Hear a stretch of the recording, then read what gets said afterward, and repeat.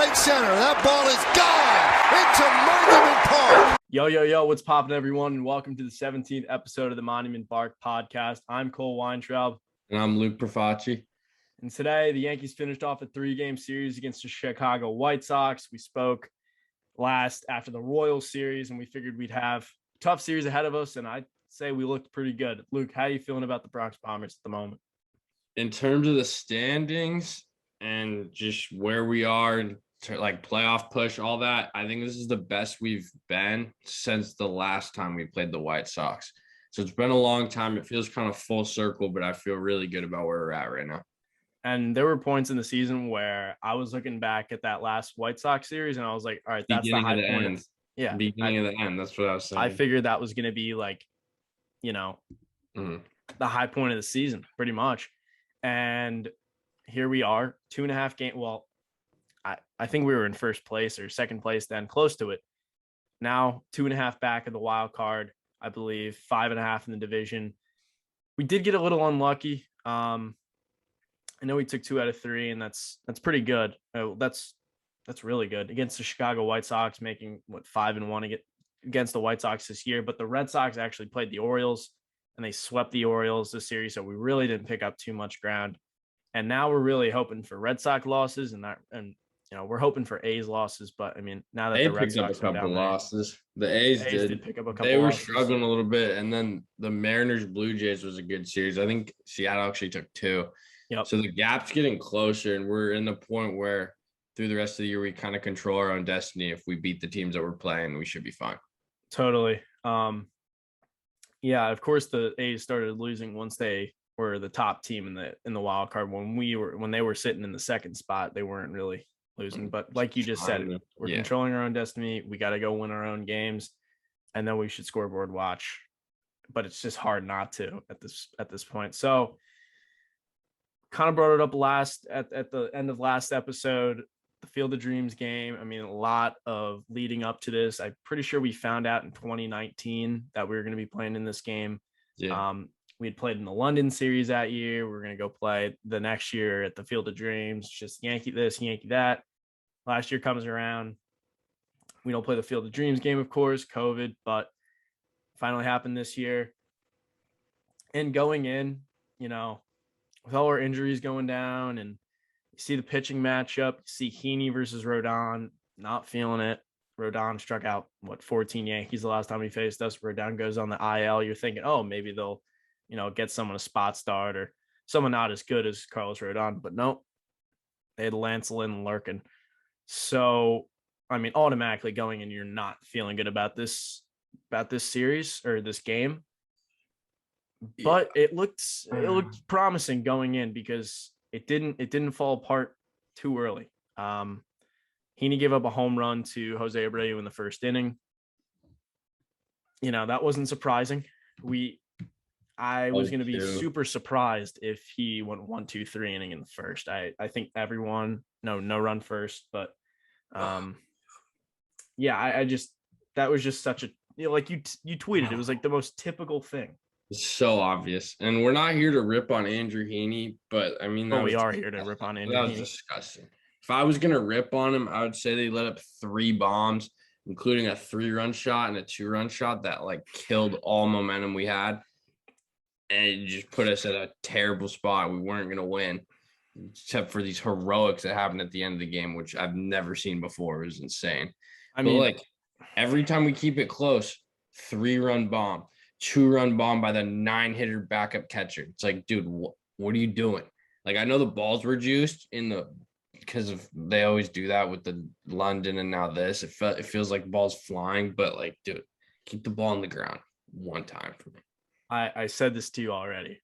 I don't know if the balls were juiced because it was Andrew Heaney. It's like we were brainwashed because we were seeing all these home runs fly out of the yard, but then you realize who's really pitching.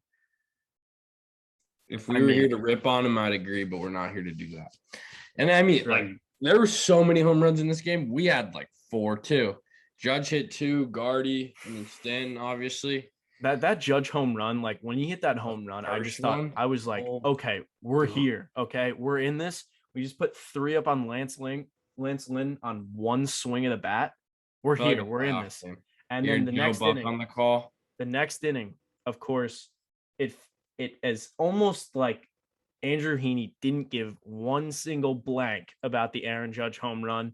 He comes in and gives up an RBI double, and Eloy Jimenez comes to the plate, and there's like a mound visit, and it was so like I think a bunch of people knew it was about to happen because Andrew Heaney throws 85% of his fastballs right down the middle, and sure enough, sent one right over the middle to Eloy Jimenez, probably the hottest hitter in baseball, and he puts it over into the corn. So now it's 5-3. And you're like, momentum's okay, gone. That's like a 4-run swing in one inning. There goes our lead. That's terrible. Like you said, go up 3-1, you go shut them down, and now you're rolling up 3-1. Like today, we rode that lead pretty much the whole game because we got out early and we held it, and he just gave it right back, gave the game right back pretty much. Sebi Zavala, who, dude, it's just disgusting. Like sending out Andrew Heaney just doesn't. They had to, but against the team who literally is the best statistical team against lefties, everything was going in the White Sox favor. So Zavala makes it 7-3.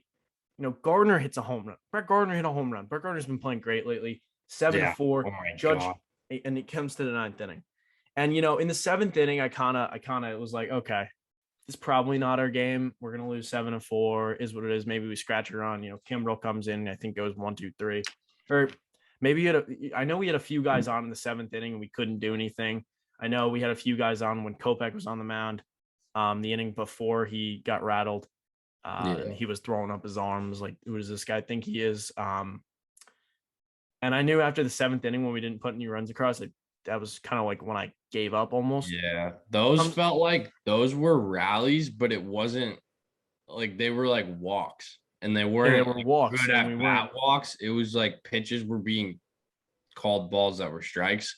So even though we were getting closer and say we had the tying run to the plate a couple times, there was never that feeling until the 9th. Obviously, that was insane. And the most annoying thing is, so like we're going to the 9th next, is that the last run that the White Sox scored was in the 7th inning, and it was off Andrew Heaney. You had great outings from Wandy Peralta, 2 innings, no hits, he was no runs, 3 strikeouts. Oh my God. He was just like, it was like he was just doing his best Nestor Cortez impression. He had a scoreless inning from Jolie. So, I mean, Heaney gave you 5. At least he gave you 5 because we didn't have to tax the bullpen. But I mean, you get 3 scoreless innings from Peralta, keeping you in the game, and you're not really getting it done at the plate. But you shouldn't you shouldn't have given up 7 runs in the first place. So your pitcher dug you in a hole. He didn't give you a chance to win. He didn't really keep you in the game until Judge hits the home run. I tweeted. So Tyler Wade, who had 2 hits in this game, he's been a beast. He's been a beast. Like his average is up to like 270. Wade comes up like still very high. It's jumped 100 points. Yeah, it's crazy. He's the leadoff man. I believe he steals second. Does that sound about right? He was on second. I don't know. I'm pretty sure he stole second because then the broadcasters were raving about him. So he singled the lead off the inning. DJ strikes out. Gardner strikes out. I tweeted, send Aaron Judge up as the tying run because I had a feeling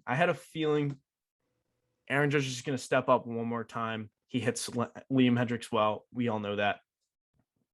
Sure enough, 2-run home run. We're down 1 run. I was like, okay. Of course, like we couldn't, LeMahieu or Gardner couldn't get on. Now we lose 7-6. Stanton's coming out. Stanton. Good walk by Gallo. Gallo walks. And it was actually, it was a 1-run game. Gallo walks. So you're like, okay. Yeah, I felt like my best shot. He was going to gap one. Was it just me, or did you feel like your best shot at hitting a home run was Gallo over Stanton? I wasn't even thinking home run. I was thinking maybe like a hit and run or like a gapper. I was thinking everything but home run. And then first pitch. Even when Gallo gets to the plate? No, well, with Gallo, I don't really know. I was just thinking 3 true outcome. That's what you always think with Gallo. And once he got to 3 balls, it's like, all right, he's going to walk. And then it gets up to Stanton, and all these different scenarios are going through my head. Pitch comes in, and he hit the ball And I thought he got. miles in the air. I thought it was like No, into the bat. You did. I was the opposite. I didn't have the sound because on it almost looked like he didn't react to it as if it was a home run. He looked like, is it gone? Yeah, he looked like as if it's gone because I saw the left fielder going back.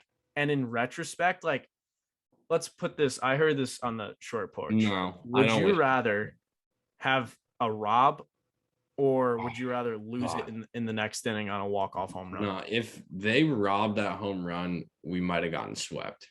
That would have been. Can you imagine he spiders the wall and just brings it back? Okay, what if he just catches the ball at the wall, doesn't leap anything? What's worse, catching the ball on a ball to the track after all these home runs have been hit, or Tim Anderson later on hitting the walk-off? What would you like in retrospect? And with the way the announcers reacted to when Stan hit it and the way everyone, like the whole scenery of it, I'm glad it went out. Obviously, it sucks seeing Britain. But isn't it just so typical for Yankee? I mean, I was like numb. I was numb when he walks the 9-hitter and Tim Anderson comes up. It's just like first pitch. It's funny Stan and Anderson both went deep first pitch, but I guess I'd keep it as it was. It was cool. All right. Yeah, I mean, you and Stanton hit the home run. Honestly, I'd say keep it because Liam Hendricks looks like such a bozo after the series. It's true, and he's getting interview. I mean, I think Luke's just the leader of the Liam Hendricks hate club. Liam Hendricks getting interviewed during the games as if he's this big guy. They're cracking jokes. Oh, don't curse on the mic. Blah blah blah. And here he is, like talking mid game, like, oh, I'm this big closer. I just got my big contract in the offseason. Here I am giving up two-run home runs in the 9th inning. Gave up 4 bombs in 2 games. Got 4 bombs in 2 games. He's given up 12 home runs in 21 and change innings against the Yankees in his career. 12 and 21 and a few outs. That's ridiculous. That's so bad. He's so bad against the Yankees. So he gives up 2 2-run home runs. Like, who the heck does this guy think he is? He's going all over the place, like talking. Such a me guy. He's just okay. So really back to the moment. Stanton homers, so hype. I was super happy. I sat right back down. I was like, all right, whoever's pitching the 9th, just please close it out. Can we just win? This would be like the win of the season. All I tweeted was win. I didn't even get excited. I just win it. It would be the win of the season. So Britain gets the first out, and it's just so easy. It was just so easy. I was like, okay, all right, now. And then he gets the second guy 0-2. Yeah, he gets Sebi Zavala, I believe, 0-2. Sebi Zavala hits a slow chopper to third base. As little skip foul, but if Wade had just been there a little bit earlier, he made the throw, and Zavala actually ran down the baseline as if it was fair. So that would have been 2 outs. And then the most Tim Anderson can do is tie it. And you said it to me. Once they said that Tim Anderson was a great low ball hitter, you just knew it. Because it was what is Zach Britton throw? Because like when I heard that, I was like, before I heard that, I was like, okay, like double play. Let's roll 2. But then I heard that he's a great low ball hitter, and I'm waiting for Tim Anderson to sting one down the line into the corner, scoring the run, or hit a home run. I was waiting for a Yan Gomes playoff walk-off down the line off Dellin Betances, or I was waiting for, Lindor with a swing and a drive. Like, I was waiting for one of those 2. I was waiting for the walk-off. But, so, yeah, it was the walk-off. It was option B. And, Zach, what a team. I mean, after that loss, like, I didn't know what to do with myself. It's like I've said this in past episodes, like, are they the Yankees? Because it sure doesn't seem like that sometimes. Like, that's such a deflating loss. And then you got to go back to Chicago and play 2 more. It's like, just sweep us already. But that's the thing I love about this series, because we just came back. We were resilient and we did the job. If you want to talk about the whole Field of Dreams experience, I thought it was really cool. I'm glad they're going to be playing there next year. Probably the Yankees won't be playing there next year. Hope not. We got to stop doing these games. They kind of like throw the dynamic off. This year it worked good, but I kind of like it. I if kind we of were just doing like our good and then played it and then kind of turned the other way, we would look back on it with a much different light. But I think it helped us this year, honestly. I mean, I don't know if it really helped us or it just kept us like right there. Because I mean, Turning we were point. kind of just I don't right know. there. I don't know. I felt that. I mean, the tides have been changing recently. We won like 14 out of 19. We just got to keep going. Yeah. So you had Kevin Costner, Yeah. you know, lead of Field of Dreams, you know, head actor, main character. I haven't personally watched the whole movie, so I'm not too knowledgeable on it. But you know, just seeing it, like walking out of the cornfield, some people thought it was a little cheesy, but I think it was the coolest thing I've seen the MLB do to recent memory, excuse me.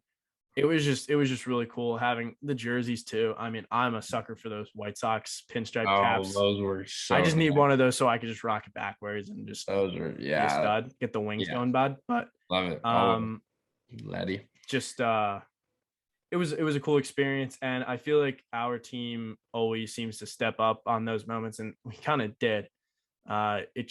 We had Andrew Heaney start, and it's ridiculous. Man. I've said a lot about Aaron Judge on the big stage not coming through. I've been very vocal about that, but I mean, he's come through. He shut me up, and that's one of the things where it's not like something prideful. I'm saying like I don't like that I'm right about it, and then seeing him prove me and a lot of other people wrong has been dope. 5 RBIs, 2 huge home runs. And then another one later. It's just really good to see. Great series by him. Did he have any RBIs today? I don't believe so. No, but he had 9 RBIs in the first 2 games. 9? Damn. Yeah, exactly. All in all, I know a lot of people were like, oh, you got to respect it. Like, it was a great game. The atmosphere is great. It's gotten to the point in the year where there have been so many just gut-wrenching losses that I can't appreciate a walk-off home run against my team when my team's trying to get into a wild card spot, not even win the division. Like, we're trying to hit a wild card spot. We're trying to get to a one-game. All right, we're trying to get to a one-game playoff, and I'm being told to appreciate a walk-off home run in which my team just scores 4 runs in the 9th inning to get there, and then we lose.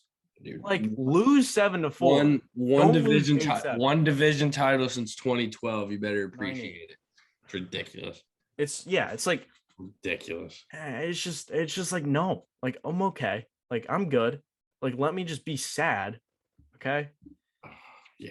Second game, take it away. No, yeah. And then this was like we needed to stop her.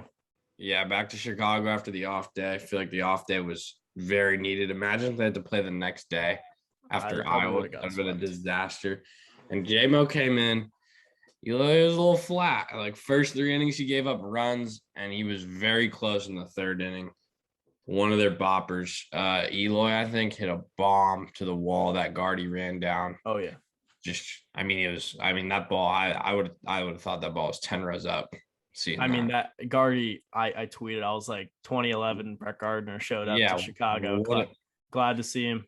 There you go. What a game by him today, or in that game. Just the last like 10 days of Brett Gardner have just been he's really been turning back the clock, and those catches kept us in the game, to be honest. Oh yeah, like he still plays a solid center field.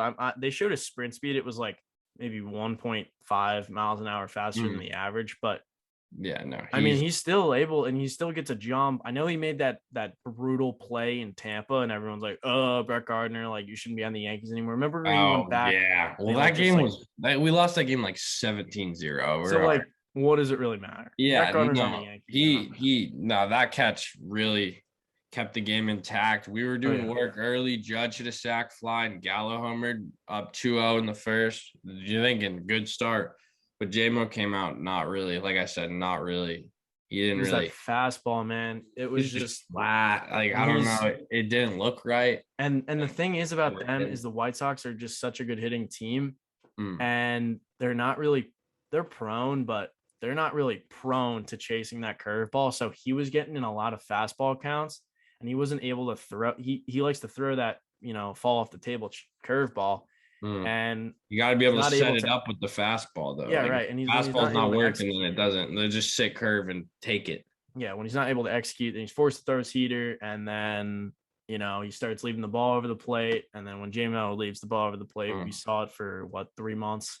Yeah, it wasn't pretty visually, but it's one of those where he didn't have his stuff. I think we actually talked about this in the last episode. Mm-hmm. We hadn't really seen him not have it or start bad and kind of get through it, but he did it again today, second time in a row. Yeah, he kind of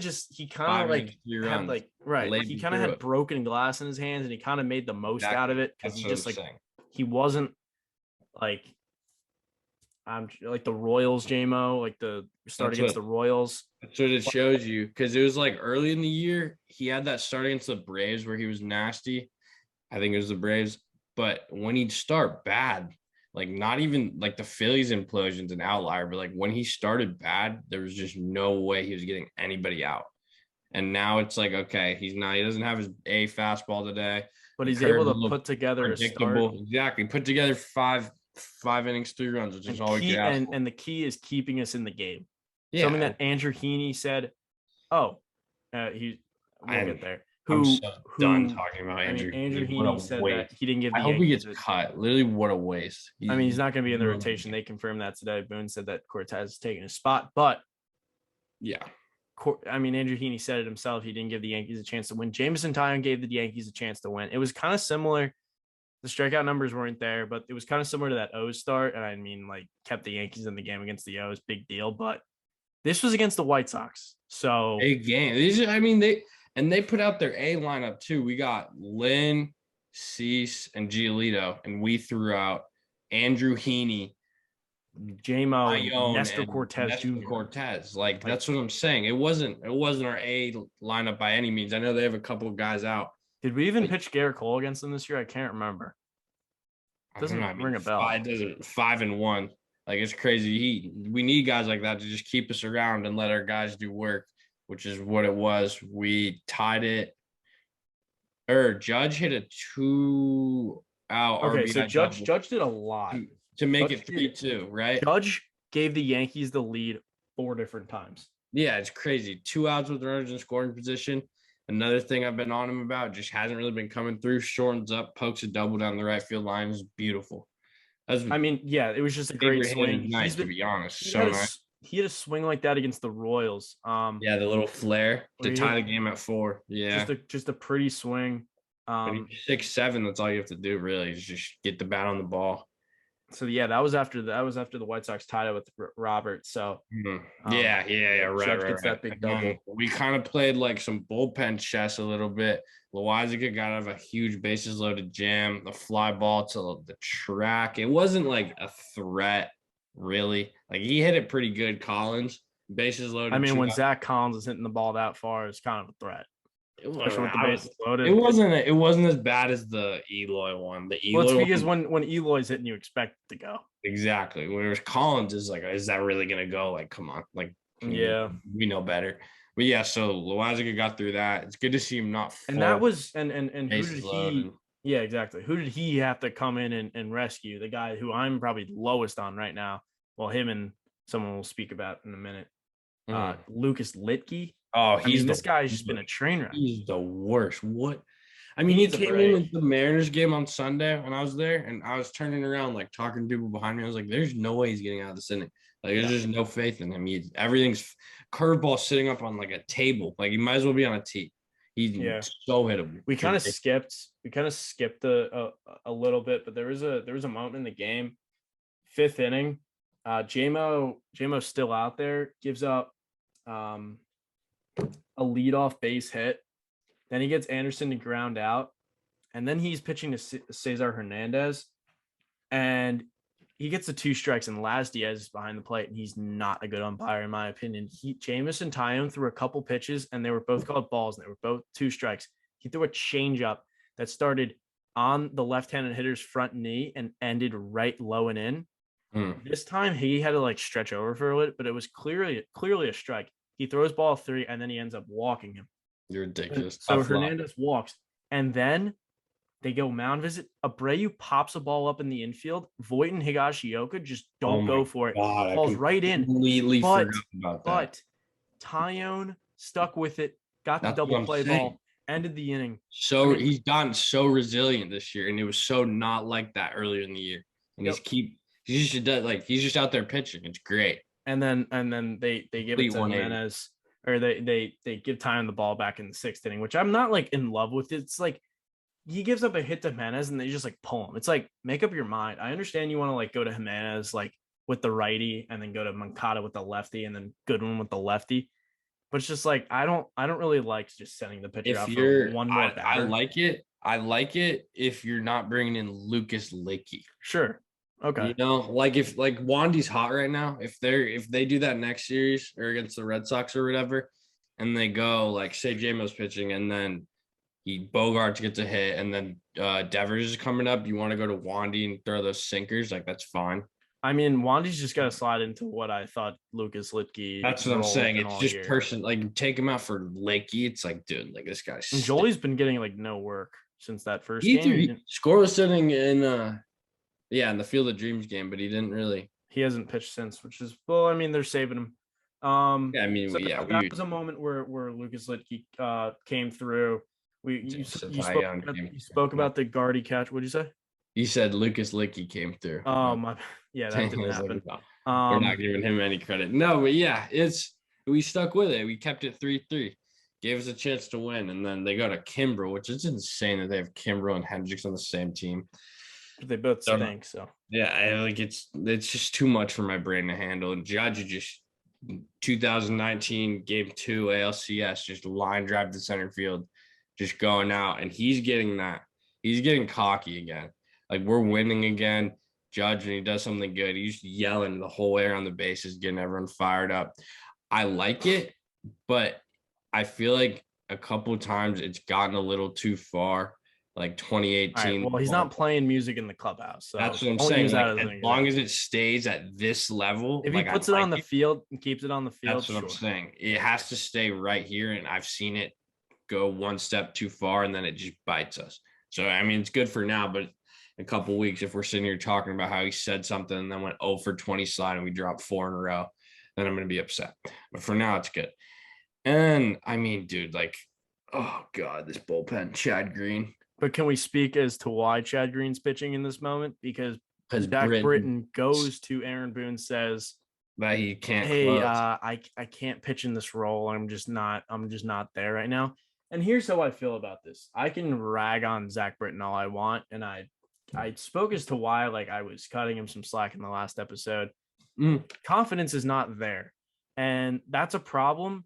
And it's not truly all his fault. I don't love, going to Britton in the 9th because he's always putting on the leadoff runner for the most part, and it's always an adventure. But so is Chapman, I guess you could say. Yeah. But they don't use Britton in this role. They've struggled using Loizaga. They've struggled using Green. I mean, Chapman's been meh in the closing role. So, I mean, Chapman's not even there. So he blew it every night. So Green and Loizaga have struggled in the closing role. So it's kind of like, it's like, we'll go to Green today. Lasagna got us out of that big jam. Yeah. But Zach Britton's been hurt twice this year, and he's never really gotten to where he wanted to be, because he got hurt again and he had to go through another rehab. And he said that in retrospect, he'd rather go back and not get the surgery and get the loose bodies out of his elbow, because then he just could have just had a normal like off season and not had to rehab. Yeah. Because a guy like that old and the guy that hasn't really gotten hurt all that much in his career, maybe early in his career, but when he went to the bullpen, he wasn't getting hurt as much. No. It's hard to just start battling injuries out of nowhere and just start rehabbing and working yourself back up. When you're young, I mean, your arm's rubber. Like your arm can get back to where it needs to be. At times, maybe you'll fall off, but you have a better, understanding of like how to manage the injury. But when you're getting old and you're like in your low 30s, I mean, this guy has to like work himself back up twice in a single season, and then we're relying on him like he's our number one reliever. Like if he had a normal offseason, wasn't hurt, he'd be where, that's why I'm not. I mean, I went on Twitter and these veterans too, they have a like routine. Yeah, Like and it's been I went so on different. Twitter ripping on him in the Royals series because I was just upset that game that we got fleeced and we shouldn't pay him. But that was just that was just out of anger. He's got to be in the bullpen next year. He just needs to have a normal offseason, and because he's good when he's good. Yeah, when he's right. When he's right, and he's still throwing. Like I've seen him when he's like overthrowing, he's going 96. So, Green blows it there. 2 strikes, 2 outs. I knew it when he hit it. Fastball was just getting fouled off. The fastball he was late on. Late. So what do you throw him? A curveball? A hanging curveball? You got to put that like out, like off the plate. Because outside. the first pitch he threw, can't let him get around on it. First pitch, I don't know. You probably didn't say it. First pitch he threw to Abreu was a curveball that literally was so gross, and I was like, okay, he's on tonight. Threw it, and it just last second broke outside, and he just swung right through it. So I was like, okay, like maybe he's got confidence in that pitch, and then it just, you just served it up on a platter. But this team didn't go down. You see Liam Hendrickson. You're not worried. Judge single. Gallo comes up, 2-run shot. Joey Gallo, second homer of the game. He's awesome. That was his Yankee. We're full on the Joey Gallo train now. I mean, that was did what he needed to do tonight. 2 bombs. He basically won us the game, so I'm gonna call him awesome for now until he gets further notice. He gets the benefit of the doubt for now. But I mean, that was huge because this bullpen is just a disaster. And then now Britton comes in to close it in the 10th. And it's just like this. It's 3 like runs. really? It's like 3 really? runs and then 2 walks and a single. I would be less mad if they were hitting him.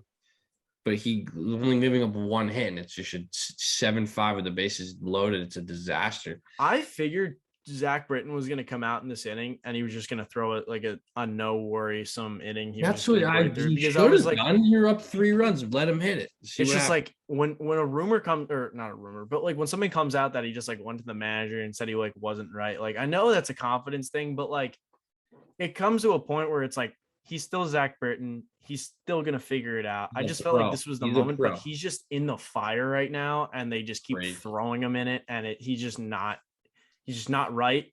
And we're still pitching him, and it's we had no choice to pitch him today. No choice. Game though, like I mean, unless you want to go straight to Abreu, which we ended up doing at the end and ended up working out. He was making pitches where it was like the contact wasn't super threatening. So yeah, Zavala lined out the first line out. Like it wasn't like did you I was like semi watching. I was watching, but I was semi watching. Did you hear about the Higgy pick?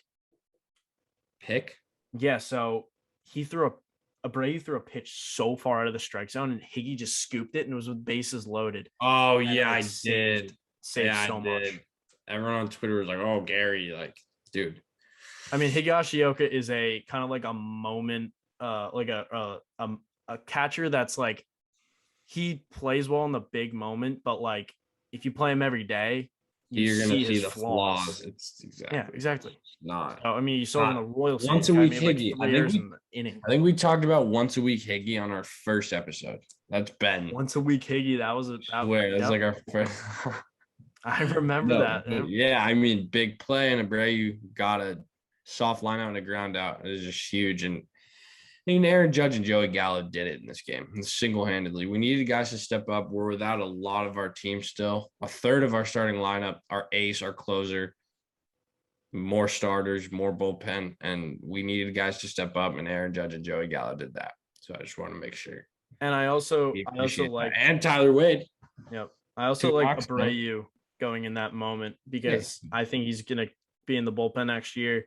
Don't want to jinx him like I did the last time because it just was poor. But getting him you're just seasoning him right now, just pitching him those moments. So just getting his feet wet. Exactly. Good to see. And that's a good win. I wanted to mention before we move on. Voit, Rugi, and Higgy. We had the same lineup all 3 games in the series, I believe. Through the first 2 games, they combined for no hits and 2 walks. 3 hitters in our lineup in a row, 0 hits and 2 walks. And we got out of there with a split and almost won both against the White Sox. That just shows you the potential. Yep. They're just doing 30% of what they're supposed to be doing. Probably would have won both of the games like relatively easy. I know it's like hindsight, like you look back, like it's a baseball game. Things don't really work like that. But it's almost exciting to see how disadvantaged we were going into the series and how we lost the first game and still ended up winning 2 out of 3. And yeah, I don't really like the Rizzo like going down. Like I wasn't really like thinking about that like going in. I was just like, or we just gotta go in and get that up.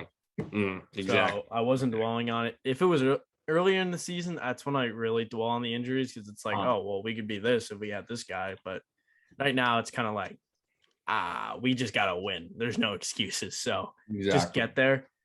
Today, I mean, just Nestor Cortez. I had a rough start last time, but he comes in against the best team against lefties, and he goes 7 hits, a home run to Andrew Vaughn, who just kills lefties. And he also Vaughn came up, I think, twice with 2 runners on, and he got him out both times. So just a great job by him. He finally got him. Solo shot 7 Ks. That's a career high. Sidearm, like 3 times. He just fall off the side of the mound. Yep. Throw it lefty side angle, just walk off the mound. 6 innings was a career high. 98 pitches was a career high. So it was just getting him stretched out because he's in the rotation now. Andrew Heaney, see ya. Mm-hmm. Like I hope you never pitch for us again. Yep. Garbage. And it was like in the first inning, I kind of had a good feeling. We had a 33 pitch first inning on Lucas. I was so happy. 33 pitch inning on Giolito. I figured we had him. It went up to 60 in the next inning. And that was like the second inning was like really all we needed as Voit single to lead it off. Odor, up and away fastball, just pimps it over the wall. Needed it. Back-to-back strikeouts. But then we get a DJ single. Then a Gardy double that went right past the edge of the shift. Oh my, ball was thrown in past the second baseman, allowed DJ to score, and Gardy gets the second. So that was good because that made it 3-0, and you figured Gardy Cortez could just keep us here. Like we'll be pretty good. But I figured that three runs was not going to be enough, and it wasn't. Nope. So it got 3-0. He gives up the home run to Vaughn in the 6th. 3-1, stays in, gets out of it. Ratings came in and just wasn't right. And it was like, oh God, like, are we really using we're doing this now, ratings? Like, are we really he had his rough outing last time, but are we really gonna use the guy who we called up out of just like desperation in a White Sox series where we need to win the series? And here he is just walking the ballpark, like about to just sell us the game. But he walks 2. I'm pretty sure gets a big strikeout and gets a double play ball. So it's a very good, kind of like Dellin. He was so off the base. Voit was so off the base. Oh yeah, I know. And Tony La Russa just didn't care. He just didn't even go out and challenge it. What is that? That was the most insane thing I've ever seen. He's drinking. Oh, sorry. I don't know if I can say that. I'm just saying. I mean, he's not there. I hope he is. That's crazy. Got the ball to the Wise again in the 8th is huge with the 2-run lead. Yep. Can't ask for much more. He did the job. At one point I was thinking like maybe he was gonna have to go for the 6-out save, and I was like, I'm almost surprised he didn't. How many pitches did he throw? I'll find that. I got it. It's right here. He went and threw 15 pitches, so he probably could have. He could have, but we got some big games game against. I think that one game. Who did we turn the triple play against? Not the White Sox. The A's. I think he threw like 38 pitches, and then he sucked the next time out. I remember we were mad about that. So he gets through that inning, 8 innings, and then you get the Voit 2-run home run, which you just that's probably why. If it was that was the exhale for me, that was like okay, 4 runs. No, I didn't. Before the Voit home run, I was thinking 6-out save. After the Voit home run, I was like, okay, exactly. Litke. And then they had nobody up in the bullpen by the end of the inning. And I was like, that's a little weird. So I guess like Lucas Litke was ready to go, but sure wasn't. He gives up 2 hits, gives up a walk. I'm pretty sure he had 2 earned runs, but one was when he was actually pitching. Yeah. You had Wandy come in, and for the second night in a row, you had a guy come in the 9th inning, the game on the line, up 2 runs, basically, up 2 or 3 runs, and they get the job done. Wandy, Dude, after the infield awesome. single, I was like, oh no. When I Uh, saw Anderson that's- up there, I was already upset, but I knew there was an open base, and I didn't think they were going to care about that because he had Hernandez on deck, and Cesar Hernandez is a guy that usually hit for average, but this season he's sold out all of his average for home runs, and he's hit 20 home runs, and he's hitting 235. I was so comfortable when he was up at the plate this whole series. Every time it's like, oh, we get a break. It's true. I don't know why why he's sacrificing all his contact for his power, especially in a lineup that's full of power. But well, he just got there, so Yeah, I'll give him a break. But yeah, Anderson beats it out. I'm thinking, okay, the double play still in order. The double play before that wasn't in order. It was second and third. So I was like, okay, well, here we go. First and third. And of course, Wandy, was it like an unassisted 4-3 double play? Great. Just great. beautiful. And we win. This is just, I mean, we were at such a disadvantage in the series. And Such a disadvantage. and I mean, it and the was- White Sox it was got such a- everyone back. Like they such have a good team win. We're Robert- missing. It's Robert's insane. back. Jimenez is back. I know Madrigal, he was traded. So, I mean, And then everyone. what? Yasmani Grandal. Like, Okay, dude, sure, backup but they have catcher Sebi hit Zavala, the 3 greatest. bombs this weekend. Ridiculous. Sebi Zavala is the greatest power hitting catcher. Yeah, well, he's all right. Yeah, we had nobody. Glaber, couple- Gio, Gary, Anthony Rizzo, Garrett Cole, Montgomery, Aroldis Chapman, Clay Holmes. I'm just reading your list. not Completely even stealing it from not me. even talking about Kluber and Sevy, who have been gone for a minute, but like Nestor Cortez, such a presence on the mound. We've been talking about this. We need guys who have presence, and it's like J-Mo gets up there, fights. Gil could heal. Is it heal? Gets up It's gonna there. be every episode. I can't. I'm so bad. Gets up there, chains flying out of his neck. He throws 6 shutout. And then Nestor comes up, falling off the side of the mountain, K'ing up everybody in a lineup that kills lefties. It was so great. I have an underrated reason that we're turning it around right here with the bats. We finally got Judge out of that 2-hole. Yeah. With Gallo. I don't know if you remember this, but and- when Stanton was on that like stretch where he was killing everyone, he was hitting second and Judge was hitting third. Yeah. And it's weird because when Stanton, I'm pretty sure he got hurt, he came back and he wasn't hitting second. It was like, are we forgetting about how Giancarlo Stanton literally destroyed everybody for like 2 weeks in the 2-hole? Judge was hitting third. He's protected in the lineup because, I mean, they're like it or not, they're 50% strikeout, 50% walk with Joey Gallo. So when you have Gallo in front of him and he walks, you got to go after Judge. You even saw Aaron Judge get intentionally walked today to face, or no, Gallo's not hitting in front of him, is he? Gardner hit in front of him today. So that was weird. But I don't hate that because it breaks up the righties and lefties. Well, you still have to pitch to Judge because Gallo, he's gonna see pitches. Right. So they walk Aaron Judge today to get to Gallo. But like in front of him, like if they walk Gallo, I mean, you're just gonna put Gallo ahead of Judge. What? They should put Gallo ahead of Judge. Because when Gardner starts playing like a superhuman, they probably will. I absolutely despise hitting Gallo and Stanton back to back. Just doesn't work for me. I mean, Joey Gallo struck out 4 times today and was 0 for 5 with 7. Wait, I'm sorry. He was 1 for 5 with 4 strikeouts and 7 left. Did he have a bunt hit? And he had a bunt hit. At least he can do that. Like at least he can do that. Honestly, I'll take that every day of the week. Like whatever. And I was saying this to Luke pre-pod. Like Joey Gallo is a guy where I know what he's gonna do. Like I know the kind of player he is. I don't have false expectations. Like it's just right there. No, it doesn't make me like him anymore. It just makes me hate him a little less on a daily basis. It's just kind of just like an even keel kind of thing. Like I just don't really like him, but when he's gonna like win his games, like what am I gonna do? Complain? So yeah. So 2 hits from Rugi, 3 hits from Voit. I mean, you were just complaining about. That's what I'm saying. That we needed that because first 2 games we were getting nothing. Game 3 they came through. Huge. Yeah, Voit looked really locked in against KC, and then came to the first 2 games in Chicago. That consistent. I'm so excited for this lineup to get back to full. Oh my God. Yeah. I don't know. I'm liking the way because it's a little small bally right now with We Wade got to and keep Gardner. Guardy in there. We got to keep Guardy in there. I agree.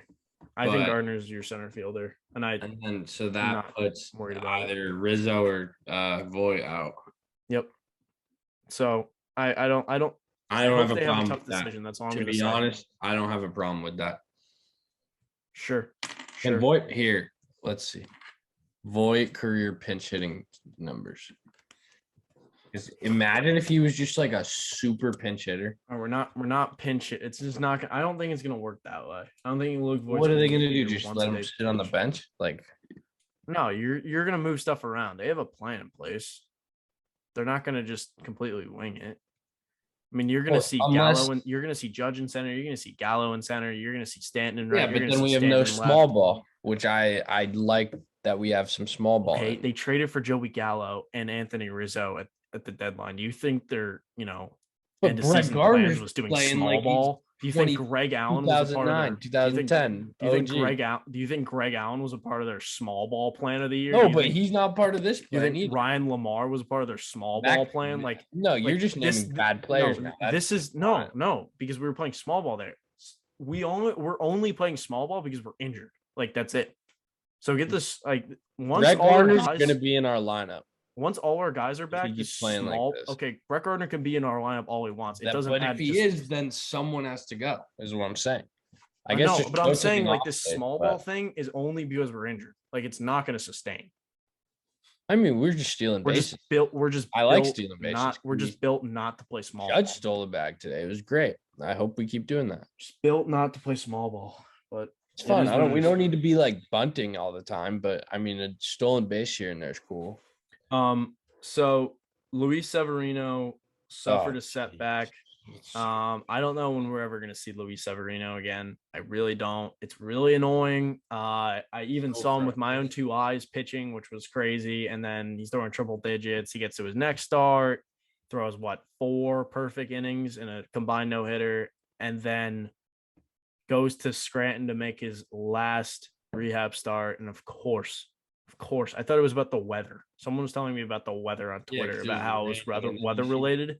And then you see, and of course, it's his right shoulder. It's like, dude, of course. And that's the thing. He had Tommy John. It has nothing to do with the shoulder. He already had a lower leg injury, or like a lower body injury too. Yeah. He's second setback that has nothing to do with his I mean, I feel bad for the guy, but it's just like, very upsetting. Kluber, stunk in Somerset.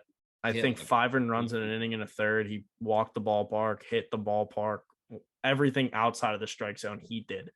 Had Clinton Gary rehabbing, Andujar and Herman also at Somerset. Gary? What is he, like, thin? So skinny. Gary's in the best shape of his career. Not even. It's like skin. Like, it looks like he hasn't eaten. Like, a kind of like skinny fat. Like, it wasn't like it wasn't like he was yoked. Like, I mean, Gary hasn't been really fat since like 2018. No, but it wasn't like Gary fat. It was like, I don't know. It was just, he looked weird. He looked ill. I'm glad that he's not bloating up like Clint was wearing a nose ring. So there's that. Whatever. Dennis Rodman. I just don't see a spot on this team for Clint Frazier. It's like It's like, here's the thing. I want this to be a quicker episode, but it's just a lot to talk about. There it is. Clint Frazier is one of those players that has earned the respect of being on the roster, but then you look at the guys on the roster and you don't want them to get sent down. But then you got a guy like Miguel Andujar who actually like produced this year, like when he got his opportunity, and he actually was hitting really well before he got hurt. And then you still don't really see a spot on the team. So it's just like, what do we do? And it's like, we didn't trade them. So how are these guys going to build their value back up? I think Andujar is going to have good value in the offseason with the universal DH. He's a good baseball player. He's a good hitter. But Clint Frazier, I don't know when you're going to be able to get your value anywhere near where it was last offseason. I think he's going to have to retire. I think this head stuff's been messing with him for a long time. Is it really head stuff, or is it the Yankees telling him to go away? Dude, It started with the concussion in spring training a couple years ago. And then now he's having like in 2019, he has the yips, right? And then 2020, he was fine.